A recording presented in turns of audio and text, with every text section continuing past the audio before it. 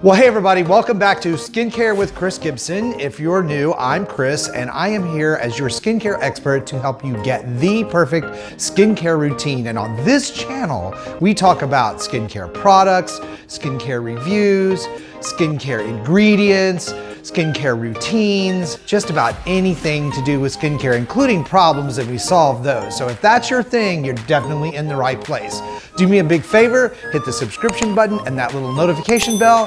That way you'll get notifications when my videos are up each week. Now that you found me, don't lose me. You know, we all like to smell good. We all like things to smell good, and our skincare products are no different. I mean, think about it. We all like that clean, fresh, sometimes citrusy smell that skincare products have. However, there's a lot of debate about the effects of skincare fragrance in the products. Is it good for you? Is it bad for you? Is it damaging your skin? Is it actually breaking you out? Well, we're going to talk about that in today's video because this is a big topic and I get a lot of questions about it. So sit tight because we have a little bit of ground to cover. Now, as I said, we all like our skincare products to at least smell clean, right? Okay, that makes perfect sense. But a lot of times, skincare products do have some sort of masking ingredients in them to make them smell better than the other chemically based or even organically based ingredients would be smelling. Because sometimes stuff that especially has oils in it, like coconut oil, olive oil, can kind of have an off sort of odor. Now, skincare is not cologne, so it would make sense to think that, well, we probably shouldn't have a lot of fragrance in skincare anyway, but here's the deal. It's in your products by design because the better it smells, the more likely you are to remember to use it consistently and run out of it and repurchase more. So there we have it. That is the real reason that skincare products have fragrance in them, is to encourage you to use them so that you run out and rebuy them, and that's just the way it is. Now, the thing is that unless a product has an essential oil in it, like say tea tree oil that is for a specific skincare condition that you're trying to target, fragrance is absolutely not necessary as an ingredient in your skincare. And in fact, it can really cause certain people some big time problems with their skin, especially if you have dry sensitive skin or you have acne prone skin. What, you mean if my acne products have skincare fragrance in them, they actually could be breaking me out? What the fuck? Right, exactly. So yes, they could be breaking you out. And even essential oils can be a problem, even though we tend to think of those as all natural or organic or what have you, and better for your skin. Not always. A lot of people are very sensitive to essential oils. I'm one of those people. Lavender oil causes me a lot of problems, as do like mint oils, like peppermint. I can't put that stuff on my skin or I get a rash or dermatitis from it. So just because it's an essential oil doesn't mean it's absolutely great in your product either. The important thing is that you always monitor your skin's behavior no matter what product you're using in your routine, because we all have different sensitivities and no one product fits everybody. You know, I say that all the time. So really important to understand that your skin's behavior is your skin's behavior. And just because a product is labeled for a problem, or your friend is using a really great product and it's working well for him or her, doesn't mean it might not be causing your problems. Now, any product that you use that you're suspect it may be causing you a problem,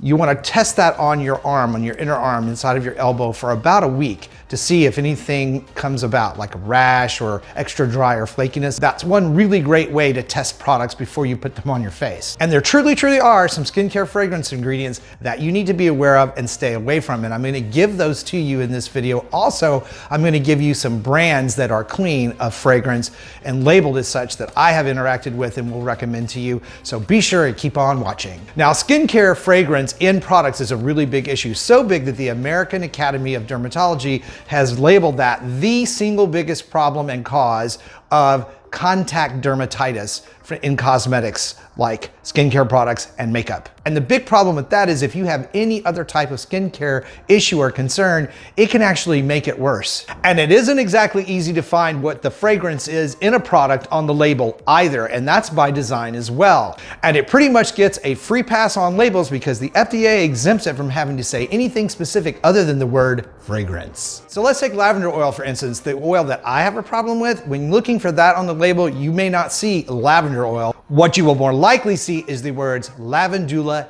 angustifolia. Right, yeah, what the hell is that? So it's not really easy to figure out what ingredients are on a label. Now, why is this allowed, you ask me? Oh, what a really great question. Well, back in 1966, a law was passed to protect Chanel No. 5's ingredient list and know that they're a mixture that made their cologne smell the way it did. So this was put into place to protect them from competitors. Unfortunately, that law has never been changed, and therefore it allows brands to be very indiscriminate about how they list their fragrance ingredients. So that means it's pretty much up to us to figure out what's good for us and what's not. Now, because fragrance is usually a mixture of synthetic and natural ingredients, it can be really, really hard to figure out exactly what the synthetic ingredients are. So I'm going to give you this short list, and it is a short list, to look for in your skincare product ingredients on the label. And it doesn't matter if it's in the fragrance section or not in the fragrance section. Just these particular chemical names are really important to understand, and if you're finding them in your product, it's probably a good idea to change them out. Now, the first thing you want to check on the back of your label of any product is to see where the word fragrance is, and in parentheses beside that should be the list of the actual ingredients in that. Now, some skincare companies are super good at this. Most of them are not. It'll just say fragrance. But here's that list of what to look for. Things like petroleum. Yes, that's crude oil. Aldehydes. Yes, that's made from formaldehyde. Benzene, Tolune, and Phthalates. Phthalates you've probably heard of, but the other two maybe not. So those 5 ingredients, if you find them in your product label, you should really consider changing to another brand. So now what about essential oils? Because I mentioned those a little bit early. Now essential oils, again, we think of them as natural and organic or what have you, but they can be a big problem. Most of the time essential oils are things like tea tree oil or orange oil or lemongrass oil or something like that along those lines. But remember, your skin can be sensitive to essential oils. Now, if your skin is sensitive to fragrance in a product, there is a way to kind of know, other than the obvious, right? So whether it's synthetic or natural or essential oils, if your skin is red or irritated after you use the product, or if your skin breaks out in the little white pustules, or you haven't had oily skin but now you suddenly do, or it's flaky and dry and itchy throughout the day, those are all signs of a reaction to fragrance in your skincare. And the easiest way is to just go out there and get a brand that doesn't have fragrance or that's clean, and use that instead and see if it makes a big difference. And usually if you're having fragrance issues with your skin or allergies to that or sensitivities to that, it will make a big difference.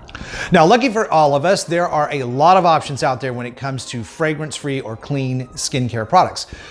I myself have had interaction with several of these brands, and I'm going to give you the short list of these, and I will also put these down in the video description box. But these are products that I've either reviewed on the channel or used myself, and they are certifiably fragrance-free. In other words, you can trust that you're not going to have any of those kind of ingredients in the product at all. Products like Garnier, Drunk Elephant, Paulas CHoice, The Ordinary is a really good one that I recommend a whole lot of times to clients when they have that sensitivity.